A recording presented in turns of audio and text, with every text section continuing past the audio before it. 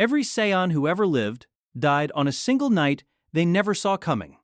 Not in battle, not against a worthy enemy, erased by a purple ball of light from a tyrant floating above their own sky. Frieza gave the order from inside his ship like it was administrative work. Planet Vegeta, the proudest warrior world in the universe, ended before a single Saiyan could raise their hand. That is the canon. That is what happened. But here is the scenario worth taking seriously. What if Bardock didn't scream into the sky alone? What if his squad was there? Tora, Fascia, Borgos, Shugesh, and this time the warning reached them in time. What if the Saiyans, for the first time in their existence, actually fought back as a people? This is not a simple power question. It is a war question. And war has layers that raw strength alone cannot answer. Bardock's vision is the starting point, because without it, nothing changes. He sees Frieza's face. He sees the planet cracking open from above. He sees his own death coming. Most Saiyans would dismiss it as battle madness. Bardock has that reputation already. But his squad trusts him the way soldiers trust someone who has never been wrong when it mattered. Tora especially. That bond is not just loyalty, it is battlefield-forged certainty. So when Bardock tells them what he saw, there is a pause. And then they move. That pause is the first divergence point from the original timeline. Because in canon, Bardock arrived too late, too alone, and screaming into empty space. Here, he arrives early, and he does not arrive alone. The first real problem Bardock faces is not Frieza, it is his own people. Saiyans do not organize around prophecy. They organize around strength and command hierarchy. King Vegeta sits at the top of that hierarchy, and King Vegeta already knows something is wrong. He launched his own suicide mission into Frieza's ship to rescue his son, Prince Vegeta. That mission was never about winning. It was about Saiyan pride refusing to die quietly. Bardock reaching King Vegeta before that moment, or reaching the elite Saiyan forces while King Vegeta still breathes, changes the political structure of the resistance entirely. Because suddenly, you do not have scattered Saiyan warriors acting on instinct. You have a king, a legend, and a squad with a vision all pointing in the same direction. Frieza's tactical assumption has always been that Saiyans cannot coordinate above the squad level. He is not wrong historically. Saiyan society is competitive, hierarchical, and deeply individualistic. Elite Saiyans would rather fight for glory than follow a low-class warrior's warning. This is the internal fracture Bardock has to break through before the external war even begins. And this is what most fans completely skip over when they imagine this scenario. They jump straight to Bardock going Super Saiyan or Saiyans overwhelming Frieza's army. But the real obstacle in the first hour is not Frieza's soldiers.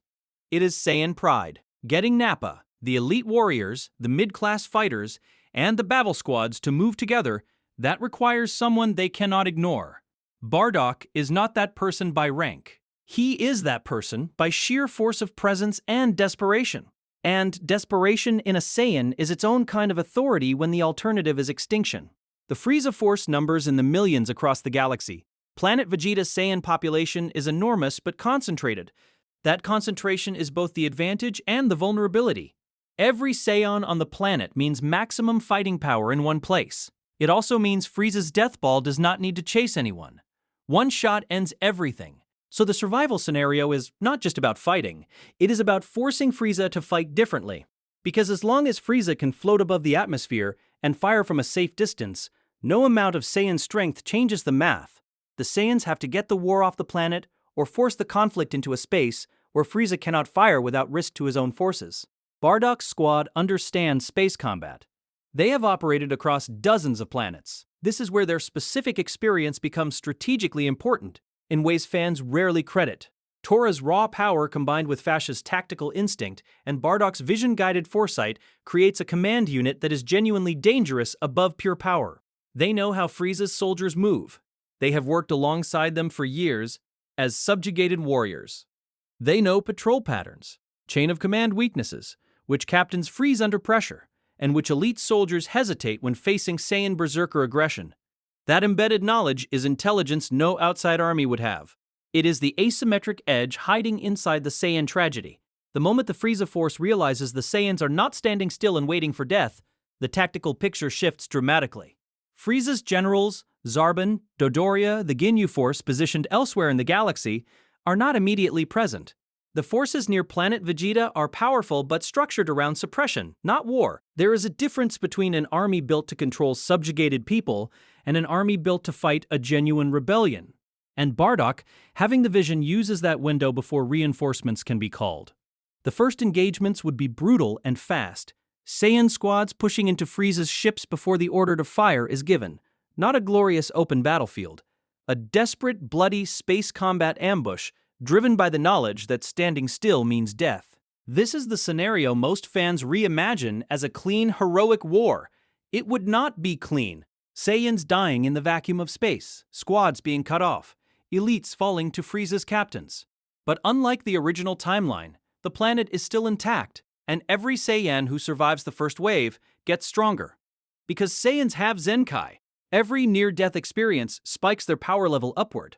An extended war, even one the Saiyans are losing early, makes every surviving Saiyan more dangerous than they were the day before. Frieza knows this. This is partially why he wanted a single decisive strike, rather than an extended conflict. The death ball was not just cruelty, it was strategically correct. One moment, no Zenkai, no escalation, no complication. A prolonged Saiyan rebellion forces Frieza into the one scenario his plan was specifically designed to avoid. And this is the hidden pivot point that almost no fan discussion ever properly addresses.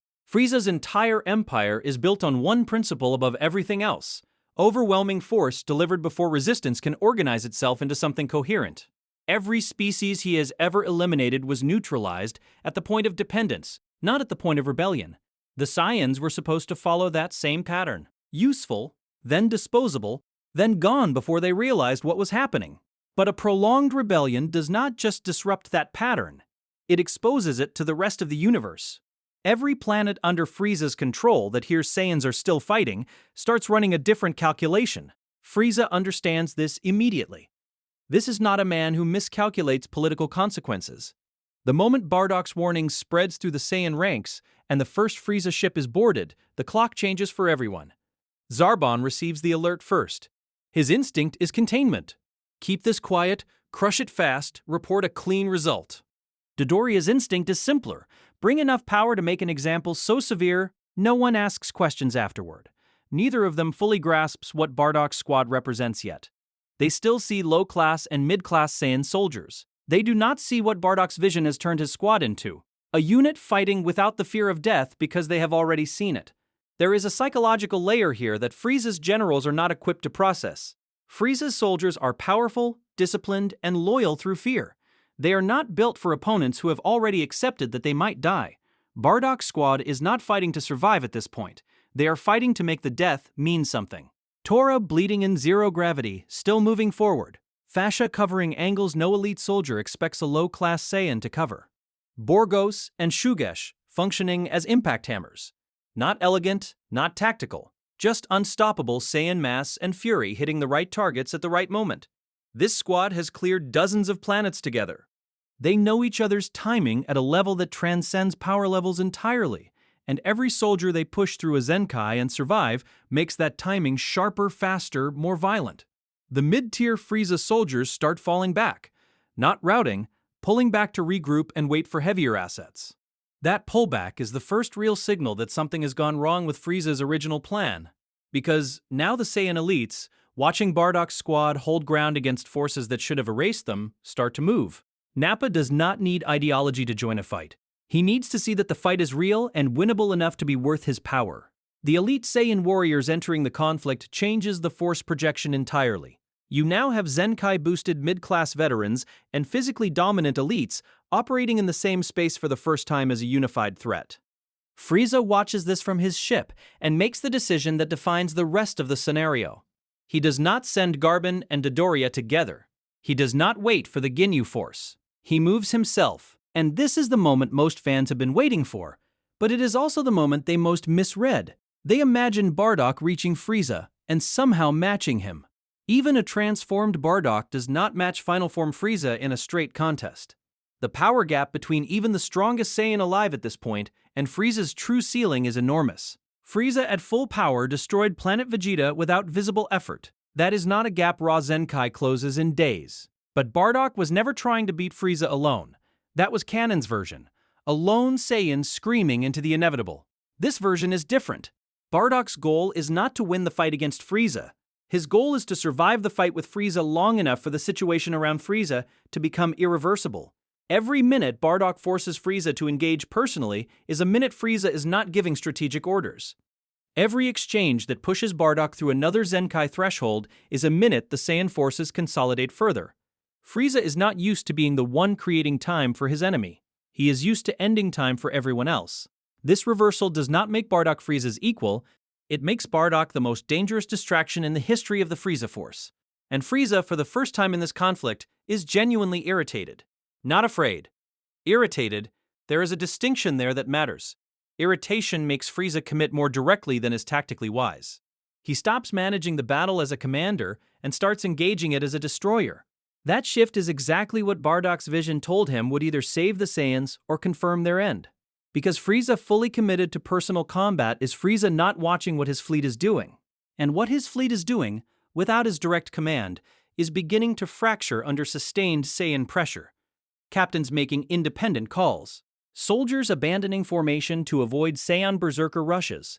The structural weakness of an army held together by fear rather than loyalty showing itself the moment the commander stops watching. King Vegeta, still alive in this timeline, sees the fracture happening and drives directly into it. Not with strategy. With the absolute certainty of a king who has been waiting his entire life for permission to stop obeying. The Saiyan royal bloodline entering the battle openly is the symbolic turning point that even the Saiyan civilians on the planet's surface can feel. This is no longer Bardock's rebellion. It has become a Saiyan war of survival with a king at its center.